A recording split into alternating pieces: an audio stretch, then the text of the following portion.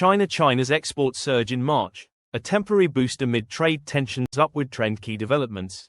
Exports jumped. In March, China's exports rose 12.4% in USD terms, beating expectations. Forecast was 4.4%, the largest increase since October 2024. Imports fell. Imports declined 4.3%, worse than the expected 2% drop, highlighting continued weak domestic demand. Warning why the export spike.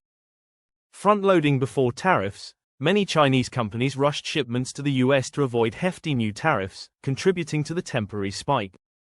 Tariffs impact. Since January, the Trump administration has imposed 145% total tariffs on Chinese imports, including a 20% fentanyl-related duty. Repeat button. China's response. Imposed retaliatory tariffs, up to 125%, on US goods. Called for negotiations, while emphasizing the implementation of all announced countermeasures. Welcomed US exemptions for electronics as a small step, but demanded full removal of tariffs. Derelict house. Domestic troubles. Consumers not spending. Consumer prices fell for a second straight month. Producer prices have declined for 29 months in a row. Growth forecasts cut. Goldman Sachs reduced its forecast for China's 2025 GDP growth to 4.0%, citing tariff impacts. Bullseye economic outlook. China's leadership aims for around 5% growth in 2025, a target now seen as ambitious. More stimulus expected to boost domestic demand and housing sector.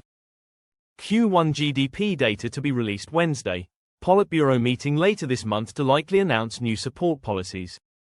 Lightbulb. What this means: short-term relief, long-term risk. The export surge is likely temporary. Ongoing trade wars and weak local demand pose serious challenges. Supply chain chaos. Tariffs and uncertainty are disrupting supply chains, potentially increasing inflation in the US and reducing China's competitiveness.